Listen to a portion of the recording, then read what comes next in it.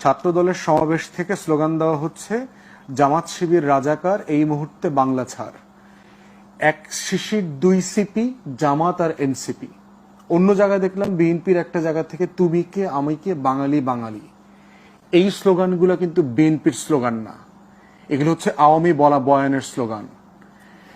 আর জামাত শিবির রাজাকার কিসের ভিত্তিতে রাজাকার, কোন ডেফিনেশনে? রাজাকার তো একটা অক্সিলারি ফোর্স, পাকিস্তানের আর্মি যুদ্ধের সময় বানাইছে, পত্রিকায় বিজ্ঞাপন দিয়ে মাইকে মাইকে ওয়াজ করে করে লোক রিক্রুট করছে, বেতনভুক্ত একটা ফোর্স।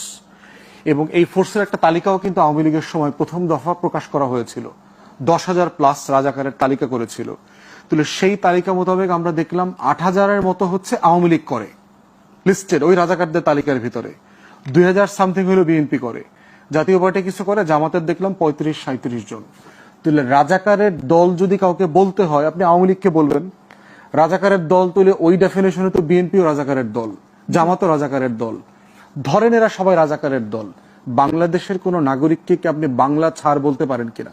সে যদি ফৌজদারি অপরাধ করে, যেমন আমরা কি বলছি যারা আওয়ামী ফ্যাসিবাদ করেছে তাদেরকে বাংলাদেশ থেকে বিতাড়িত করতে হবে, এই কথাটা কি আমরা বলছি না, তাদের বিচার চাইছি। ভাতিজা, তুমি যে দুধু খাও তা তো আমি জানতাম না। তোমার কথাগুলো আমি খুব মনোযোগ দিয়ে শুনতাম, তোমার ভিডিওগুলো দেখতাম, কিন্তু আজকে যে তুমি বাচ্চা সুলভ আচরণটা করলা, এর জন্য আমি আসলে খুব দুঃখিত।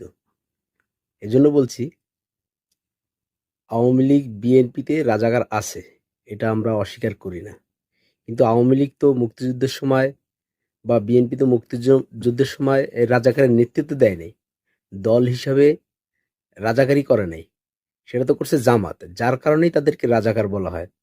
জামাত করুক না, তাদের দলকে ব্যান্ড করে দিক, দিয়ে তারা নতুন নামকরণ করে একটা নতুন দল করুক, তাহলে তো আর তাদেরকে কেউ এই দোষটা দেবে না।